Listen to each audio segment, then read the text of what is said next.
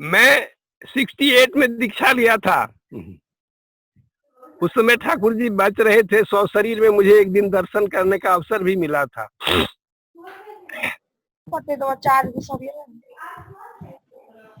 ये सब बाकी सबको मैं रिक्वेस्ट करूंगा म्यूट पे रहे, बाकी सब गिरधारी दा को छोड़ के बाकी सभी म्यूट पे रहे और आनंद ले जाजन का, ठीक है? अदा बोलिए। हाँ, ये चलता रहता है। 68 में मैं दीक्षा लिया था, उस समय ठाकुर जी बच रहे थे, एक दिन दर्शन करने का अवसर मिला था मुझे। उसके पहले तो मेरा जीवन बिल्कुल मैंने बेढंगा जीवन था। हमारे ऋतिक होते हैं पटना, नारायण प्रसाद दा, वो मेरे गांव में आए थे, तो जिंदगी का पहला बार उसी दिन सत्संग सुनने का अवसर मिला था और उसी दिन मुझे भाव जगा, तो दूसरे दिन होकर के दीक्षा ले लिए थे। और दीक्षा लेने के बाद उस दिन से मेरा खान पान गलत जो था वो सब धीरे धीरे सब अपने विदा हो गया उसी दिन से। और एक दिन जो दर्शन करने का अवसर मिला था ठाकुर जी का, वो जो नशा लगा, तो हमारे एक साथी थे अर्जुन प्रसाद सिंह, दोनों मिलके बहुत बार पैदल भी देवघर गए थे। हमारे घर से 50 किलोमीटर है देवघर, पैदल भी देवघर जाते थे, कभी साइकिल से कभी पैदल, जैसे होता था वैसे जाते थे, लेकिन जाने का नशा लग गया था। ठाकुर जी को तो एक ही दिन दर्शन करने का मौका मिला था, लेकिन बड़ौदा के साथ बैठ करके बहुत बार बातचीत करने का मौका मिला, दादा के साथ, बड़ौदा के साथ। और अभी तक हम टोटल निराक्षर हैं, हमको अक्षर का कोई ज्ञान नहीं है, हमको पढ़ने लिखने कुछ नहीं आता है।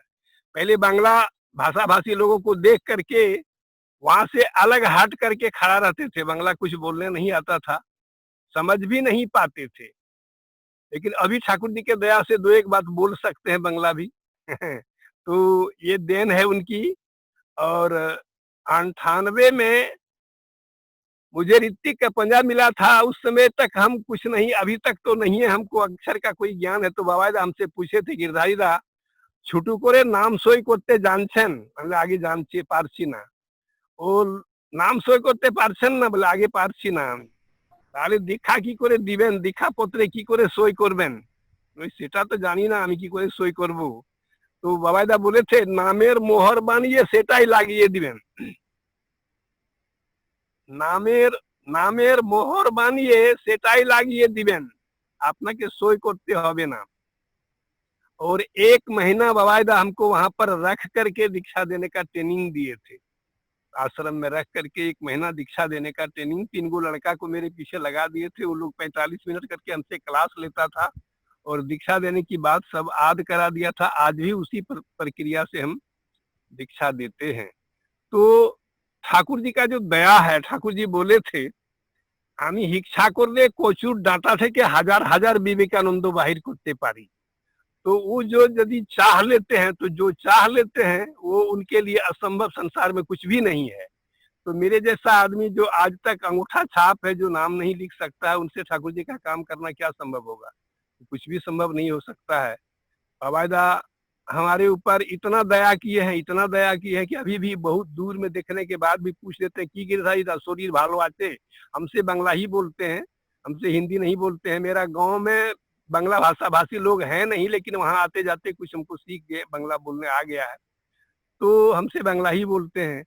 तो ठाकुर जी की दया तो मेरे ऊपर मैंने क्या कहा जाए, बहुत ज्यादा है, जो अभी तक अब आप लोगों के जैसा आदमी के साथ मुझे बोलने का ये अवसर मिला है। ये आप लोगों की मैंने आप लोगों के साथ मेरा मैं ऋणी हूँ जो हम इस तरह से हमको अवसर मिला है। तो कहने का मेरा मतलब है, जो ठाकुर जी को माथा में लेकर के चलता है, उनको संसार में मैंने अपने जीवन में अनुभव किया हूँ कि उनके लिए दुनिया में कुछ भी असंभव कुछ नहीं है। लेकिन हाँ, ठाकुर जी को यदि पक्का पक्का माथा में लेकर के हम चलें, तब इधर उधर दाहिने बाएं कुछ नहीं देखें। हम लोगों का जीवन का एक धारा है और इस धारा का 2 किनारा है, एक तरफ इष्ट स्वार्थ, दूसरे तरफ इष्ट प्रतिष्ठा। इसका बाहर यदि हम गए तो मेरा जीवन तो वहीं नष्ट हो जाता है। इष्ट स्वार्थ और इष्ट प्रतिष्ठा की रक्षा करके हम यदि चलते रहेंगे तो मेरा जीवन सचमुच में गंतव्य स्थान पर हम पहुंचा देंगे, इसमें कहीं कोई दो राय की बात नहीं है। लेकिन हमको ये पक्का विश्वास होना चाहिए कि हर समय ठाकुर जी मेरे साथ रहते हैं, और जब तक कोई जीवन में समस्या नहीं आता है तब तक इस बात को लोग अनुभव नहीं कर पाते हैं। यदि जिनके जीवन में कोई समस्या नहीं आया तो इस बात को अनुभव नहीं कर पाते हैं कि ठाकुर जी मेरे साथ हैं। एक बार की घटना है मेरे जीवन की। 1981 साल में अपने इलाका में जहाँ पर हम रहते हैं, वो जिला गोड्डा जिला है, देवघर से 50 किलोमीटर दूरी पर मेरा गांव है। वहीं पर पहला उत्सव करने के लिए बड़ौदा से मैं आशीर्वाद लेकर के आया था। तो बड़ौदा से आशीर्वाद लेकर के आए तो उसी समय में उस श्री मंदिर का जो बाउंड्री होना था, उसी बाउंड्री के क्रम में वहाँ के लोगों को, कुछ लोग वहाँ के लोकल लोग, गांववासी लोग मारपीट कर दिए थे। बाउंड्री को तोड़ ताड़ करके मारपीट कर दिए थे। उन लोगों का भय था नहीं बनाने देंगे। तो बड़ौदा 1 दिसंबर से 12 दिसंबर तक गाड़ी लेकर के कुछ लोगों को पूरे संथाल परगना कमिश्नरी में घूमने के लिए भेजे थे। और जब घूमने के लिए भेजे थे तो जोन दिन 11 तारीख था, उस दिन मेरे गांव में वो सब आदमी पूरे टीम के साथ, लालदा को तो आप जानते ही होंगे, राजू प्रसाद, शिवानंद प्रसाद के पिताजी लालदा, वो भी साथ में थे। तो हम, शुक्रवार का दिन था, हम लोग साप्ताहिक सत्संग करते थे, उसी में बैठे हुए थे प्रार्थना में। और जाकर के लालदा गिरधारी जी कह के आवाज देने लगे। तो सब लोग देख करके बहुत खुश हुए। फिर साथ में मिल के प्रार्थना हुआ, सत्संग वगैरह हुआ, भजन कीर्तन हुआ। उसके बाद लालदा कहते हैं, गिरधारी जी बहुत भूख लगी है, जल्दी कुछ खाने का व्यवस्था कीजिए। क्योंकि दादा ये तो गांव है, मेरा देहात में हम रहते हैं, यहाँ तो कुछ रेडीमेड आपको मिलेगा नहीं, यहाँ तो अपने से खाना बना के आपको खाना होगा, हम लोग व्यवस्था देंगे, आप लोग अपने से बना के खाइए। कहना ना ना वो सब काम नहीं होगा, दिन भर हम लोग थक करके हालत खराब है, इसलिए कुछ यदि है तो ऐसे रेडीमेड खाना कुछ दीजिए। हम कहते तब दूध गरम गरम और चूड़ा खिला सकते हैं, इसके अलावा तो और कुछ नहीं हो सकता है देहात में। अब बहुत अच्छा है। खाने ही के समय में लालदा हमसे कह दिए कि गिरधारी जी, जहाँ पर उत्सव होगा 17 तारीख को, उस जगह देखने के लिए बड़ौदा हमको बोले हैं कि गिरधारी जो आदेश लेके गया है उस जगह देख लेना। लेकिन वहां पर थोड़ा रास्ता खराब था, पहाड़ी इलाका है मेरा इलाका, रास्ता खराब था, वहां मैंने कार जाने लायक रास्ता नहीं था, गड्ढा उड्ढा था, पत्थर उथर था। हम सोचे थे 2 दिन पहले उस रास्ता को हम क्लियर करा लेंगे, कुछ आदमी लगा करके मिट्टी उट्टी भरवा देंगे, यही सोचे थे। और उस दिन भर बारिश हुई थी, दिन भर लगातार बारिश हुई थी। भोरे प्रार्थना के बाद हमको गाड़ी पर बैठा लिए, लालदा कहते चलिए जहाँ जगह, वो कहाँ जगह है देखना है। उसके बाद पाकुड़ एक जगह है संथाल परगना में, वो एक अलग जिला भी अभी हो गया है। बोले पाकुड़ आपको जाना है, हम रास्ता नहीं देखे हैं, दिखाने के लिए पाकुड़ जाना होगा। हम मन ही मन सोच रहे कि गाड़ी तो वहां जाएगी नहीं, और ये बात यदि बड़ौदा को जाके लोग कह देंगे तो हमारा उत्सव कैंसिल हो जाएगा, हम तो बेइज्जत हो जाएंगे, पूरा इलाका में खबर कर दिए हैं बड़ा। फिर हम बहुत बड़ा चक्कर में हम पड़ गए, अब कहाँ क्या कहें, ले जाएं कि नहीं ले जाएं, बड़ा समस्या में पड़ गए। फिर सोचते हैं लालदा का हाथ गोड़ पकड़ के कहेंगे दादा 2 दिन के बाद हम रास्ता क्लियर कर लेंगे, 1 किलोमीटर थोड़ा पैदल चल के देख लीजिए जरा जगह, गाड़ी को छोड़ देना होगा बीच में। ऐसे हम सोच ही रहे थे, तब तक गाड़ी वहां तक पहुंच गई जहां जहां से रास्ता खराब था। देखते हैं दोनों तरफ का मिट्टी काट करके, ड्रेसिंग करके रास्ता को एकदम क्लियर करके रख दिया है, पत्थर सब हटा के रख दिया है। गाड़ी जहां उत्सव होना था वहां एकदम आराम से चली गई, कहीं कोई दिक्कत नहीं हुआ। उस गांव में एक आदिवासी मात्र एक ही गुरु भाई थे। मैंने उनसे कहा कि, उनका नाम है मुंशी बेसरा, मैंने कहा मुंशी दा आप अकेले यहाँ इतना परेशान हुए तो हम लोगों को कहते, मेरा गांव में तो 100 गुरु भाई है, सब कोई मिलके करते हम लोग। कहते अरे आप तो मुंह का चालाकी कभी कम थोड़े करते हैं, हम अकेले कैसे करेंगे, आप लोग कब चुपके आके करके चले गए हैं और हमको कहते हैं, हम अकेले कैसे करेंगे।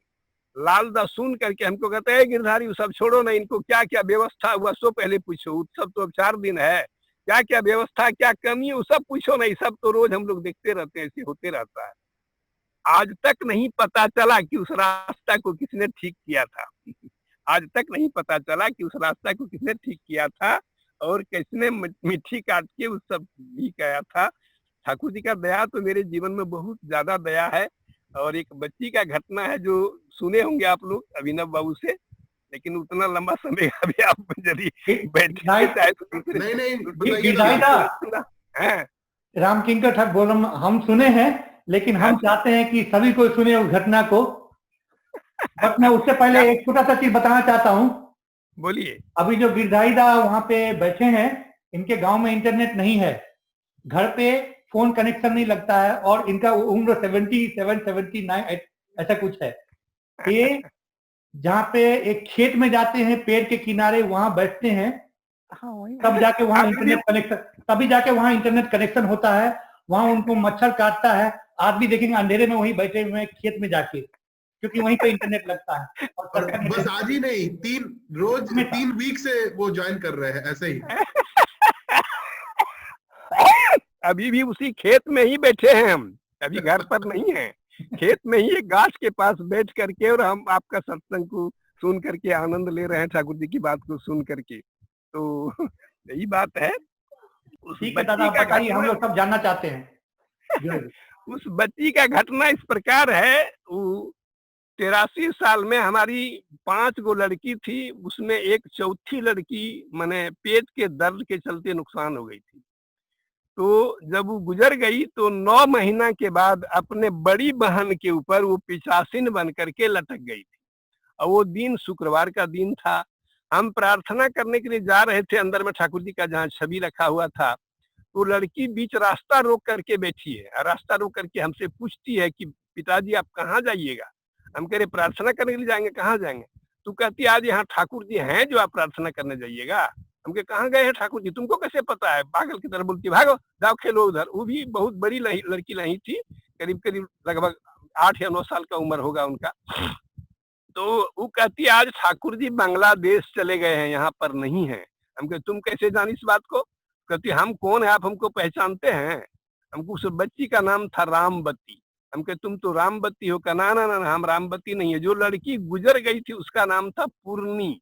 जाति भाषा में ऐसे अन्नपूर्णा नाम था, तो लोग पूर्णी पूर्णी कह के बुलाते थे। वो कहती हम तो पूर्णी है। हम कह रहे वो तो आज से 9 महीना पहले ही मर चुकी है, तू कैसे आई? हाँ पिताजी हम वही हैं, हमको कुछ बात करना है आपसे, इसलिए हम आए हैं। ठाकुर जी हमको बोले थे आने के लिए, इसलिए हम आए हैं। तो तुमको क्या बात करना है बोलो? क्या पहले हमको दही चूड़ा खाने दीजिए, भूख लगी। तो हम कहे कि देखो घर में चूड़ा अभी नहीं रात में है, दही और मिठाई है, खाएगी तुम? तो ना ना हमको दही और मिठाई नहीं खाना, हमको दही चूड़ा खाना है। हम कहे चूड़ा तो अभी है नहीं, मार्केट हमारे घर से 6 किलोमीटर की दूरी पर है, तो कहाँ से लाएंगे अभी बोलो? तो ठीक है। सो हम कहे तब तुम रहती है कहाँ? तो कहती है सामने में एगो आम का पेड़ था, घर के सामने में एगो आम का छोटा सा पेड़ था। कहती उसी पेड़ पर हम रहते हैं, और माँ जब भोग लगाती है तो उस भोग प्राप्ति के लिए ठाकुर जी जब आते हैं तो मैं धोती पकड़ के लिपट जाती हूँ, जो पूछती हूँ ठाकुर जी हमको बता देते हैं। इसलिए कल ही हमको बता दिए थे कि हमको आज बांग्लादेश जाना है। हम कहे जब तुमको इतना ठाकुर जी से बातचीत होती तुम कर तुम्हारा जन्म कहीं नहीं होता है, इसके बारे में नहीं पूछती है? बोलते हाँ हाँ पूछ चुके हैं पिताजी। ठाकुर जी बोले हैं कि तुम्हारा कर्मफल के अनुसार तुमको इस बार बकरी के पेट में जन्म लेना होगा। सुन करके मन थोड़ा मैं खराब हो गया। हल्ला सुन करके बहुत लोग अगल बगल से जुट गए। तो हल्ला सुन करके बहुत लोग अगल बगल से जुट गए, गुरु भाई लोग। हम क्या अच्छा तुम खाएगी पहले कुछ, उसके बाद बात करेगी? कहती नहीं, मिठाई खाने के लिए मेरे पास काफी पैसा है, मिठाई आपका नहीं खाएंगे। तो कुछ हमको पैसा दे सकती है तुम? आप धनबाद से घी बेच के आते थे, उस समय हम 10 गो पैसा निकालते थे, तो आप हमको डांट लेते थे ना। अभी हम कहे देंगे, नहीं देंगे पैसा आपको। बगल के गुरु भाई थे खूबलाल सिंह, वो कहते ठीक है अपने पिता को नहीं देगी तो हमको तुम कुछ देगी? तो आप क्या बात करते हैं बड़का बाबू, मरने के टाइम में तो आपकी पत्नी हमारा पेट दाब के मार दी है, तो आपको हम पैसा कैसे देंगे? तो बेचारा वो भी लज्जित हो गए, कुछ नहीं बोले।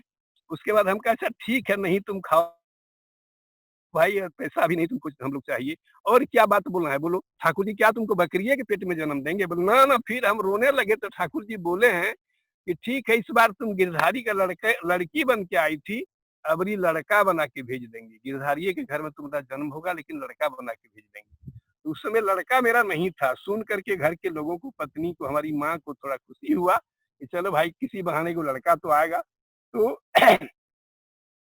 उसके बाद क्या हुआ कि कहती है और कुछ बात बताने के लिए हम आए हैं पिताजी। हमके बोलो कि आप उसमें घी का बिजनेस करते थे, घर से घी ले जाते थे धनबाद, चितरंजन निरसा इधर ले जा करके बेचते थे।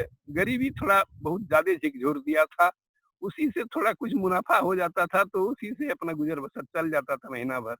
तो वो कहती है कि आप जो घी बेचने के लिए भोरे घर से निकल के जाते हैं, 5 बजे भोर में निकलते हैं, उस समय कुछ लोग रास्ता में बैठा रहता है आपका घी छीन लेने के लिए। उसमें हम और ठाकुर जी साथ में रहते हैं, इसलिए चोर लोगों को हिम्मत नहीं बनता आपके पास आने के लिए। और फिर उधर से जब आप लौटते हैं, उस समय भी आपका पैसा छीनने के लिए लोग रास्ता में बैठा रहता है। उस समय भी हमको और ठाकुर जी को बचाना पड़ता है, इसलिए ठाकुर जी बोले हैं कि तुम अपने पिताजी को कह देना सूर्य उदय होने के बाद घर से निकलेंगे और सूर्य अस्त होने के पहले यदि आ सकेंगे तो ठीक है, नहीं तो किसी गुरु भाई के यहाँ ठहर जाएंगे। रात में आने का जरूरत नहीं है, कितना दिन हमको परेशान करेंगे। हम कहे कि ठीक है, आज से मैं घी बेचना बंद कर दूंगा, मेरे चलते ठाकुर जी को ये कष्ट उठाना पड़ रहा है, आज से ही हम घी बेचना बंद कर देंगे। बोलना बंद नहीं करने के लिए कहे, लेकिन इसी हालत से हम के बेचवे नहीं करेंगे, कहीं टाइम टू टाइम हमको लेट हो ही जाएगा, रात में आएंगे तो फिर वही परेशानी होगी, आज से हम घी बेचना बंद कर देंगे। उसके बाद और क्या कहना है बोलो? तो बोलती है आपको जो जाजक का पंजा दिए हैं बड़ौदा, उसको आप कमीज के पॉकेट में, कुर्ता के पॉकेट में रख करके और खोल करके किसी के गुरु भाई के यहाँ टंगनी पर टांग देते हैं और आप कहीं स्नान करने के लिए चले जाते हैं। वो औरत लोग मांस मछली खाती है, वो लोग मजाक से उस पंजा को छू देती है, देख लेती है, उससे कष्ट होता है ठाकुर जी को। इसलिए बोले हैं ठाकुर जी कि पिताजी को तुम कह देना कि बैग के अंदर में उस पंजा को रखेंगे और जिस घर में ठहरेंगे उन लोगों को मना कर देंगे कि मेरा कोई सामान आप लोग हमसे बिना पूछे नहीं छुइएगा। काहे कि वो लोग सदाचार विहीन आदमी रहता है, वो लोग पंजा को छू देता है, अच्छा बात नहीं है। हम कहे हाँ, ये भूल तो हम करते ही, गलती तो हमसे होता है। तो बोले नहीं, इस पर भी आपको सतर्क रहने के लिए ठाकुर जी बोले। हम कहे ठीक है, ऐसा ही करेंगे। बस वैसा ही किए। उसके बाद हम क्या, अच्छा बोलो अब क्या कहना है? कि अब कुछ नहीं कहना, यही दूगो बात कहने के लिए हमको ठाकुर जी भेजे थे आपके यहाँ। अब हम चलेंगे, कुछ हमको खाने के लिए दीजिएगा तो दीजिए, नहीं तो अब हम चलेंगे। तो वही दही और मिठाई खाई और जाकर के उस आम के पेड़ के पास वो बच्ची गिर गई। गिर के बाद उसको पानी उनी छिड़क करके लोग होश में लाया, फिर अपना लौट करके चली आई। दूसरे दिन हो करके उस समय फोन फान तो था नहीं, हम सब बात को चिट्ठी के द्वारा बड़ौदा को जानकारी दिए कि दादा ऐसी ऐसी बात है। बड़ौदा बोले थे कि वो जितना बात बताई है सब सही बताई है, उसकी आत्मा को भटक रहा आत्मा, उनके आत्मा को शांति के लिए अपने घर में एक सत्संग का आयोजन करो। तो भागलपुर के एक सहप्रति Hrithik Gangadhar Lal Das deputy director agriculture थे, उनको मेरे यहाँ बड़ौदा भेजे सत्संग के लिए। सत्संग हुआ, संजोग से उसके बाद और दुगो बच्ची हो गई हमरा। तो मन में थोड़ा ये हो गया कि अरे 50 का बात कोनो सत्य होता है, क्या बोली क्या हो रहा है, तो गड़बड़ हो गया। संजोग से वो दोनों बच्ची 4 महीना 5 महीना के बाद गुजर गई। वो दोनों बच्ची गुजर गई, जिंदा नहीं रही। तीसरा 7 लड़की के बाद हमको लड़का हुआ। वो लड़का का नामकरण के लिए जब हम बड़ौदा के पास गए, बड़ौदा हंस करके पूछते की रे की खबर। तो हम बोले दादा ছেলে হয়েছে, ওর नामकरणের জন্য এসেছি। वाह खूब भालो। तो वहाँ जितने आदमी बैठे थे सबसे बड़ौदा एक एक करके पूछ रहे थे, ए बोलो गिरधारी का लड़का हुआ है, क्या नाम देंगे? बोलो तो कोई बंसीधारी, कोई गोवर्धनधारी, कोई मुरलीधारी, जिनको जैसा आ रहा था सब लोग बोल रहे थे। बड़ौदा कहते हम चाहते हैं नया नाम देने के लिए, तुम लोग नया नाम एगो खोज के नहीं निकाल सकते हो? एक किताब होता है नित्य कर्म पद्धति, उसको 45 मिनट तक बड़ौदा देखे, लेकिन उनको कोई नाम मन में नहीं जाचा। बार बार बोल रहे हैं कि हम चाहते हैं नया नाम देने के लिए, तुम लोग नया नाम एगो खोज के निकालो। तो कोई नहीं खोज पाते हैं। दादा गए बड़ौदा को प्रणाम करने के लिए, अभी वर्तमान आचार्य देव दादा हैं, गए प्रणाम करने के लिए। इनको तुरंत फट से पूछते, ए बाबू गिरधारी ছেলে হয়েছে, আমি চাই একটা নতুন নাম দিতে, তোমার কি ভালো লাগে তুমি একটা নাম খুঁজে বাইর করো তো। দাদা कहते বাবা বংশীধারী দিলে কেমন হয়? বড়দা कहते আরে এটা তো পুরানো, আমি ভাবছি নতুন নাম দিলে ভালো হয়, নতুন নাম তুমি খুঁজে বাইর করতে পারছো না। দাদা ফাট से तुरंत कहते বাবা শ্রীপালি দিলে কেমন হয়? বড়দা হাঁস करके कहते হ্যাঁ হ্যাঁ এটাই দিয়ে দে, এটাই নতুন নাম, এটা সৎসঙ্গে নাই, এই শ্রীপালি नामটাই ভালো नाम। फिर हमको कहते हैं घर में जाकर के इस नामकरण के उपलक्ष्य पर फिर सत्संग रखोगे। फिर से सत्संग हुआ और वो लड़का अभी मोटा मोटी 33-34 वर्ष का है। उनकी माँ आज से 12 साल पहले गुजर गई है। तो कम ही उम्र इंटर में पढ़ ही रहा था बेचारा, घर का सब जवाबदेही उनके ऊपर पड़ गया। हमको तो लोग घर में रहने ही नहीं देता है, रोज 2-4 फोन आते ही रहता है। इसलिए हम तो इधर उधर पक्षी की तरह घूमते रहते हैं। घर का सब ऑपरेशन पर आ गया। बाबायदा हमको एक दिन दुमका मंदिर में कहते हैं, गिरधारीदा आप क्या देखते हैं, घर कहीं से आइएगा तो एक मुट्ठी अनाज भी देने वाला आपके घर में कोई नहीं, तो लड़का का शादी करा दीजिए। काहे नहीं कराते हैं, शादी करा दीजिए। तो उनके आदेश के मुताबिक उनको पढ़ाई लिखाई तो छूट ही गया, शादी उदी करा दिए। थोड़ा सा जगह जमीन है अपना जीविका को निर्वाह करने के लिए, वही देखभाल करता है। और सत्संग के काम में जहाँ जो जिस समय जो मौका मिलता है वो सब करता है, सत्संग से रुचि रखता है। बाय बर्थ निरामिष है। इस बार 1 मार्च को हमारे यहाँ बहुत बड़ा एक उत्सव करने के लिए बाबायदा आशीर्वाद किए थे। 6 जिला को मिला के अपने आए भी थे, 50 मिनट बोले भी थे, बहुत खुश हुए थे उसमें। और हम अपना लड़का के बारे में निवेदन किए थे तो हंस करके कहते हैं, ए बाबू घुटना भर पानी में तैरने से क्या आनंद मिलता है, हिलाओ पानी में तैरो ना, खाली दीक्षा लेकर के जिंदगी भर काटोगे। तो लड़का तो उद्बुद्ध हुआ है, सोचते अभी तक नहीं लिया था। इसलिए यही तो मेरा जीवन का ये है, उस घटना इसी बारे में इसी तरह से है। तो और विशेष लंबा करके क्या बोला जाए, इतना ही बोल करके मैं जय गुरु करता हूँ। फिर बाद में कभी मौका मिलेगा तो और कुछ बोला जाएगा। जय गुरु, सबको सब गुरु भाई, शुभ गुरु माँ को जय गुरु। जय गुरु। बहुत ही मन अच्छा तो नहीं कर रहा है, मन एकदम नहीं कर रहा है। हाँ, मन नहीं कर रहा है। नहीं, आपको कष्ट भी हो रहा है। नहीं ना ना ठंडे में मतलब बाहर में ऐसे खेत में जाके ठाकुर जी से इतना प्यार करते हैं, खुशी है।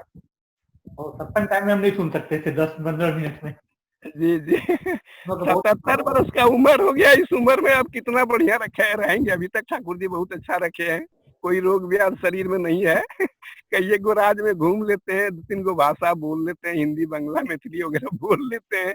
इसलिए जिंदगी में आनंद का कमी नहीं बुझाता, इसीलिए अभी तक ठीक है। अब आगे क्या करेंगे ठाकुर जी, उनकी मर्जी। जय गुरु। जय गुरु।